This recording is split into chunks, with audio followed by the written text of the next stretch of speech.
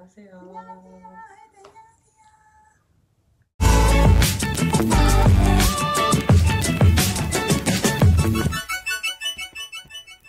안녕하세요. 하기스 TV 김하의 하이 엄마. 하의 아빠입니다. 오늘은 전에 저희가 소개 영상 하면서 하의에 대해서 얘기했는데 관심이 많이 보여주셔서 뭐 새해도 인사를 할 겸 또다시 이렇게 방송을 준비했습니다. 오늘 준비한 건 뭐 간단하지만 사실 저희가 이걸 알기까지 한 5년 걸렸던 것 같아요. 발달 지연되는 아이들을 키우면서 하지 말아야 될 것과 해야 될 것, 뭐 저희 기준에서 이제 얻었던 그런 생각들을 한번 말씀드리려고 합니다. 처음에 이제 우리 아이가 재활이 필요하다라는 얘기를 듣게 되면 처음에 받아들이는 것부터가 굉장히 힘들거든요. 하이 같은 경우는 그래도 태아일 때부터 이제 그런 발달이 좀 느리다라는 얘기를 이미 들었기 때문에 조금 저희 부부가 마음의 준비를 좀 하고 이제 시작을 했지만, 대부분 많은 분들이 특별한 이유 없이 발달이 느려서 이제 병원에 갔다가 발달이 많이 느릴 것 같으니 재활이 필요하다, 발달 지연이다, 발달 장애다, 이런 얘기를 듣게 되시는데요. 처음에 얘기를 들으면 사실 굉장히 마음이 무너져요. 이제 어디서부터 시작을 해야 될지를 또 몰라서 뭐 주변에 이런 것들을 물어볼 사람도 없고, 인터넷 같은 거를 막 이제 많이 찾아보게 되고, 이제 뭐 발달 지연 관련된 이제 카페 같은 커뮤니티 그런 사이트들을 좀 찾아보고, 그런 데서 많은 정보를 얻게 되는데요. 발달 재활 이렇게 5년 정도 이상 이렇게 하면서 가장 먼저 말씀드리고 싶은 건, 이제 부모가 모든 그런 치료나 모든 결정에 대해서 부모가 기준을 바르게 세워야 된다.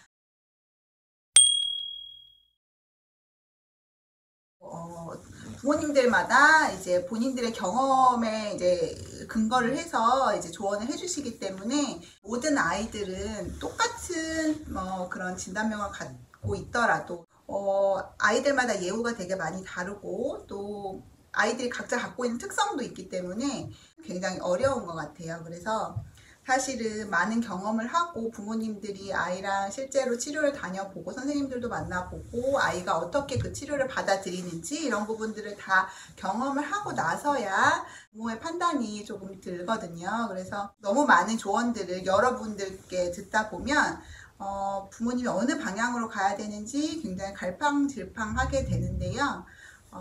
가장 중요한 건 부모가 어떤 방향으로 갈지에 대한 그런 기준을 조금 딱 세워놓으시고 그 기준으로 가시는 게 좋다고 생각을 해요. 발달 지연 아이들뿐만 아니라 일반 가정들도 사실은 그런 문제 아닐까 싶어요. 그 부모가 기준을 세우지 못하고 그냥 사실 뭐 아이가 가진 탤런트보다는 그 사회에서 요구하는 능력들을 따라서 이거 좋다 저거 좋다 하다 보면 사실 부모도 그걸 못 따라하고 아이는 더 스트레스 받거든요.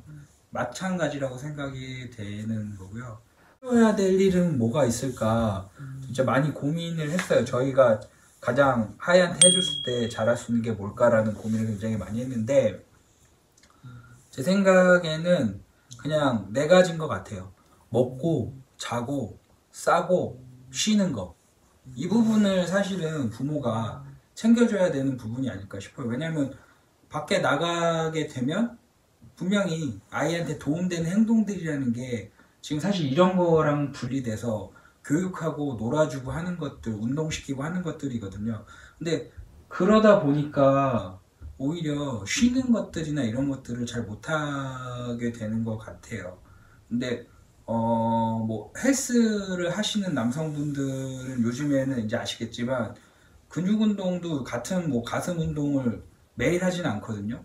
아이들도 마찬가지인 것 같아요. 얘네들이 가진 그릇이라는 게 있는데 그걸 넘어서서 계속 얘네들한테 주입을 시키다 보면 사실 하혜가 어렸을 때만 해도 굉장히 잔병치레가 없는 굉장히 건강한 아이였는데 이제 작년 초죠. 그러니까 19년도 초반에 저희가 조금 사실은 잘 하는 것 같기도 하고 또래 아이들을 좀 따라가야 되지 않겠나 싶어서 어린이집을 보냈고 거기서 이제 장염부터 시작해서 굉장히 많이 이제 면역도 무너지고 좀 건강이 심각할 정도로 안 좋아졌었어요. 하에 션트라는 걸 하고 있었는데 그게 이제 뇌에 물이 차는 걸 빼주는 역할을 하는 건데 장염부터 막혀가지고 근데 오히려 얻은 것보다 잃은 게 훨씬 더 많고 그 이후에 느꼈던 게 부모는 남의 말을 듣고 아까 말씀드렸던 것처럼 또 욕심이 나게 마련이고 아이한테 더 많은 거를 해주고 그리고 교육이나 이런 것들에 한국 사람들이 되게 많이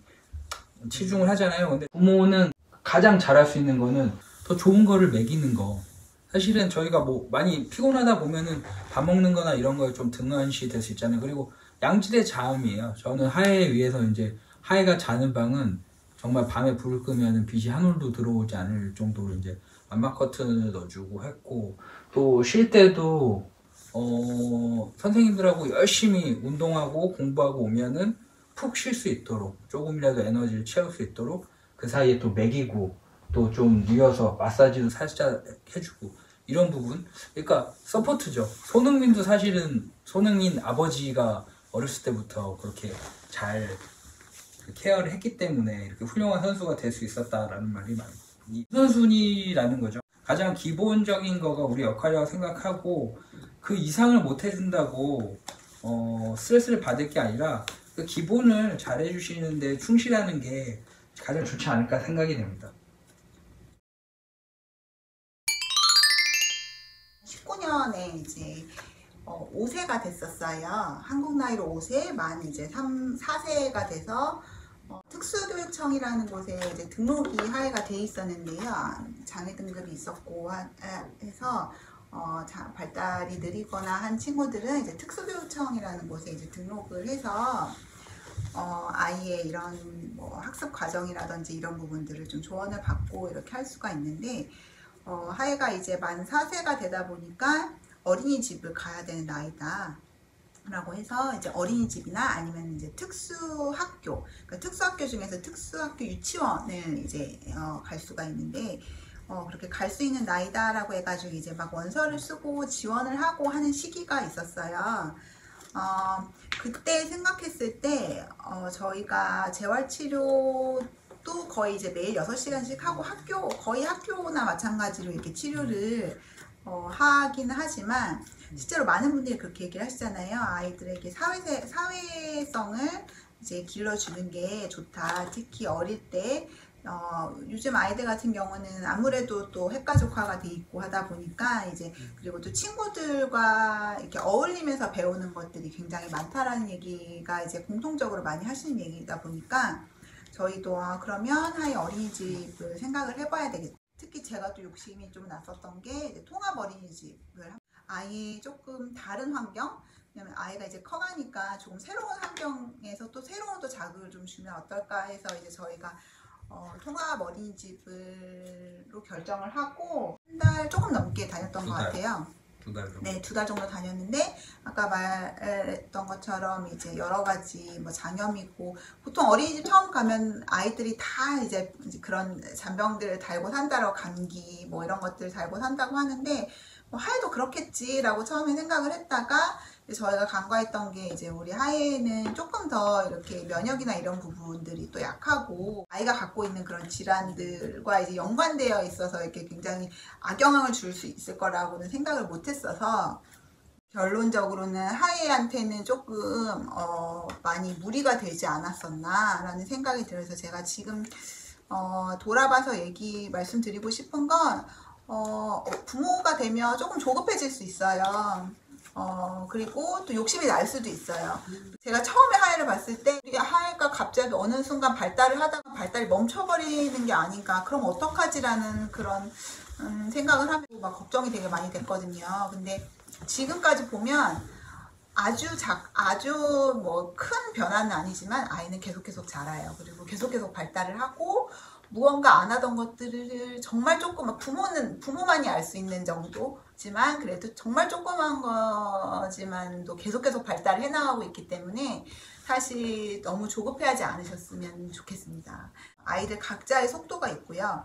아이들은 굉장히 강하기 때문에 본인들이 스스로 필요한 것들은 어떻게든 습득을 해서 하고 있고요. 하에도 사실은 다른 부분들의 발달보다는 하의 나이 수준에 맞는 그런 고집이나 네, 그런 것들을 피우는 거 보면은 뭐 싫다고 막 이렇게 막 하고 막 이렇게 표현하고 이런 것들을 보면 아이들 나름대로 다 각자 속도가 있기 때문에 부모님들의 역할은 그냥 기다려주는 것, 아이의 속도에 맞게 조급해하지 않고 같이 가주는 것이 정말 전부라고 생각합니다. 예전에 하에는 이제 와우라고 청력이 거의 없기 때문에 보조한 장치를 달고 있는데, 그 와우를 하고 초반에 그 이제 와우 컨퍼런스들, 이제 유명한 해외 학자들 불러서 하는 컨퍼런스 간 적이 있어요. 근데 그땐 정말 이해 안 됐는데, 호주 분이셨고 나이가 뭐 할머니급이죠. 한 60대는 넘어 보이시는 분인데, 이게 놔두세요 라는 말을 하더라고요. 그래서 아니, 저 사람은 되게 무책임하다, 저게 무슨 전문가인가 라는 생각을 한 적이 있어요. 근데 지금에 와서 드는 생각은 사실 그 생각이에요. 우리 아이들이 경쟁이나 발달이나 이런 말을 갖다 대기 시작하면 사실 행복하기 쉽지 않아요. 해야 될 게 계속 앞에 쌓여 있고, 의무나 뭐 해야 될 훈련들만 이렇게 쌓여 있는데, 그게 아니라 하루하루가 행복한 게, 그리고 좀 너무 힘들지 않게 재밌게 사는 게 중요한 것 같아요. 요즘에 또 집중하는 게 이제 아이들이 어렸을 때 스트레스를 너무 많이 받지 않게 해서 아이들의 성격을 형성하는 게 중요하다라는 얘기들도 굉장히 많이 있거든요. 사실은 모든 아이들이, 우리 아이들뿐만 아니라 모든 아이들이 그거라고 생각이 됩니다. 그래서 어렸을 때 어떠한 힘든 일이 와도, 사람은 힘든 일 겪게 마련이잖아요. 어떤 상황에서든. 근데 그거를 행복한 마음으로 이겨낼 수 있는 그런 것들을 어렸을 때부터, 특히 가족이라는 게 그런 어려움이 있을 때 의지할 수 있고 기댈 수 있는 행복한 공간이다라는 걸 아이들한테 심어주는 게 사실은 저희가 할 수 있는, 저희도 잘 못하지만 저희가 해야 되는 일 아닌가. 그리고 우리가 뭐 한국 사회 이거 장애인 이런 거 아직도 안 돼, 뭐 해 하지만 적어도 집에서만은 우리 아이들이 그렇게 행복하게, 그런 어떤 뭐 시선이나 이런 게 없는 공간이잖아요. 그런 상황에서 아이들이 행복하게 지낼 수 있게 만드는 것이 사실은 가족이라는 게 생긴 가장 큰 이유 아닌가 생각이 됩니다. 그래서 저희 아직 뭐 하이가 이제 7살이 올해 됐는데, 짧게 키웠지만 비단 이제 하이가 남들과 좀 다르기 때문에 이제 생각을 많이 하면서 키워왔던 것 같아요. 그래서 그러면서 이제 생긴 저희 생각을 조금 이게 공감이 되고 같이 힘이 됐으면 좋겠다라는 생각이 있고, 2021년에도 항상 원하시는 일 잘 되시고, 또 가장 중요한 게 가족의 건강과 아이가 또 행복하게 자라길 기도하겠습니다. 다음에 또 재밌는 이야기들이나 아니면은 또 공감할 수 있는 이야기 있으면 다시 찾아뵙도록 하겠습니다. 감사합니다.